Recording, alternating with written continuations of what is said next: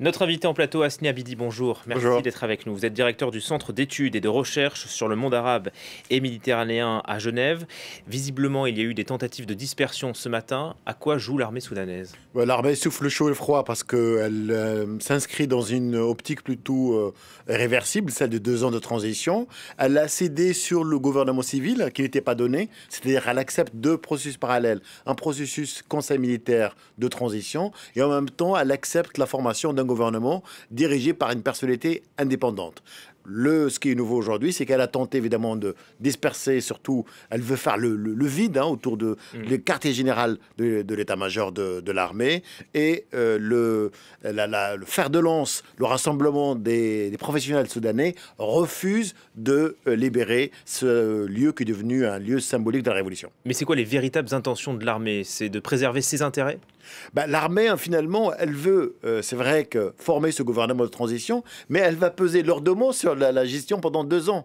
D'où la question, c'est-à-dire quelles sont les prérogatives de ce conseil, de gouvernement de transition composé de personnalités civiles issues de la société civile, alors que les vraies décisions sont aux mains de l'armée. C'est-à-dire 2 processus presque contradictoires pour la population soudanaise. L'armée soudanaise n'est pas prête d'abandonner le champ politique. Donc vous ne croyez pas, vous, à une vraie transition démocratique à l'issue de ces 2 ans de transition? C'est très difficile, parce qu'il n'existe pas de garantie de la part de l'armée soudanaise. On a vu, c'est grâce à la mobilisation de la rue que Aoud Ben Aouf a démissionné. Il a placé un de ses proches, finalement, M. Al-Burhan. Mais enfin, quelle garantie donner au gouvernement de compétences civiles, donc vraiment de remettre les choses en main à la population, mais surtout cette feuille de route concernant les élections démocratiques.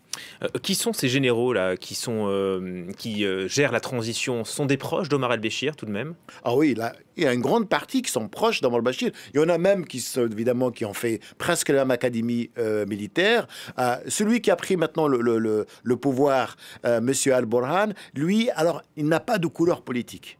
Il n'a pas fait partie de mouvement islamiste qui est à la base après a donné naissance à ce qu'on a le parti de M. Al-Bashir, le parti du Congrès national et le Congrès populaire dirigé par Hassan al-Torabi, donc l'islamiste premier du Soudan.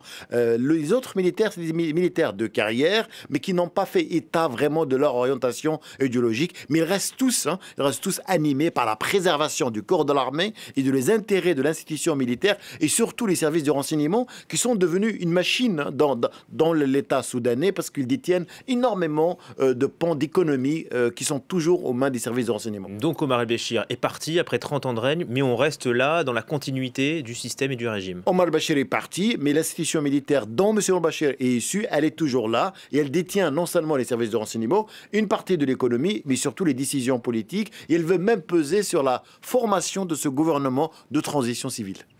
En même temps, il y a eu des annonces d'apaisement envers les manifestants, avec la libération des prisonniers, jeudi, prisonniers politiques qui avaient été enfermés sous Omar el-Béchir et pendant ces manifestations. Comment ça vous l'expliquez, ce en même temps avec l'armée? Alors, l'armée soudanaise, elle sait qu'il n'y a pas de confiance entre elle et entre la population. Il y a des gages de confiance, des mesures, par exemple, cette opération donc de faire juger des personnalités importantes, proches surtout d'Omar al-Bashir. Mais la question que se pose aujourd'hui la rue soudanaise, en lisant ce matin la presse soudanaise, ils se disent, mais certains membres même de ce conseil militaire sont responsables de l'arrestation des centaines d'officiers ou de policiers ou même d'activistes de la société civile en prison parce qu'ils ont commencé à manifester à partir du mois de décembre quand les manifestations étaient plutôt d'origine économique et sociale. En fait, il y a un rejet de la classe politique soudanaise, mais aussi des Soudanais, de la composition de conseils militaires de transition. Est-ce que l'armée fait face aussi à d'autres composantes? Je pense notamment au service de renseignement qui avait été très proche d'Omar el-Béchir.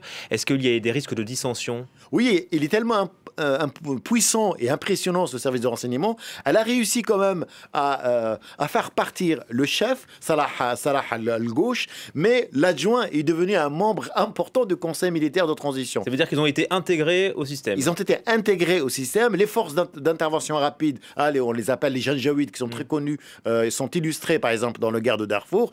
Le chef fait partie du conseil militaire, mieux encore, il est l'adjoint de M. Al-Burhan, le chef du conseil militaire. Est-ce qu'aujourd'hui, il y a le risque que l'armée conserve le pouvoir, comme l'a fait l'armée en Égypte?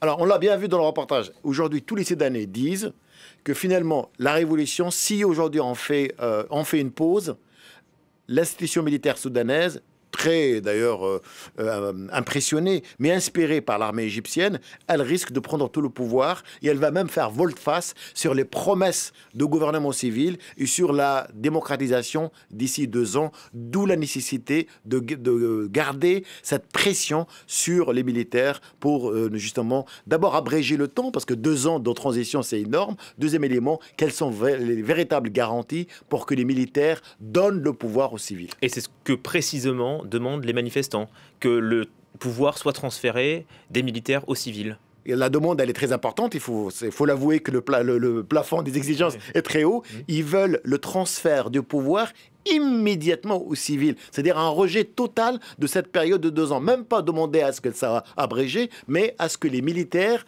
quittent la scène politique soudanaise. Mais est-ce qu'il y a une structure qui peut récupérer ce vide laissé s'il y a des élections qui sont organisées immédiatement? Il y a une chose très intéressante d'ailleurs. Hier, il y avait des réunions entre des représentants reconnus de cette dynamique soudanaise, de la rue soudanaise, avec des représentants du conseil militaire, où ils ont discuté, par exemple, la formation de ce gouvernement, la personnalité qui va diriger ce conseil de gouvernement civil, ou un gouvernement civil de compétences nationales. Donc il y a une passerelle quand même entre la rue soudanaise et entre le pouvoir militaire nouveau au Soudan, mais ce n'est pas encore assez parce qu'il y a d'autres partis politiques qui veulent être impliqués dans cette gestion. Ah oui, justement, il y a des partis politiques d'opposition? Ah oui, il y a des partis d'opposition. Même le parti de al-Bashir, aujourd'hui, il refuse à ce qu'il soit exclu de l'opposition. Il y a le parti communiste, il y a le parti de la Oumma, de Sadr al-Mahdi, un des grands partis soudanais qui existe même depuis l'occupation britannique. Et évidemment, ces partis politiques suivent de près cette plateforme intéressante. C'est vraiment une idée au Soudan. C'est que vous avez un rassemblement des médecins, des journalistes, des architectes qui font justement qui exerce cette pression sur le gouvernement soudanais. En quelque sorte, une plateforme qui traverse les orientations idéologiques et politiques des Soudanais. Un peu comme en Algérie. Oui, on est tenté par la similitude, oui, évidemment, entre un pouvoir militaire important qui défait les rois depuis l'indépendance et aussi le schéma soudanais. Merci beaucoup, Hasni Abidi, d'avoir répondu à nos questions. Je rappelle que vous êtes directeur du Centre d'études et de recherche sur le monde arabe et méditerranéen à Genève.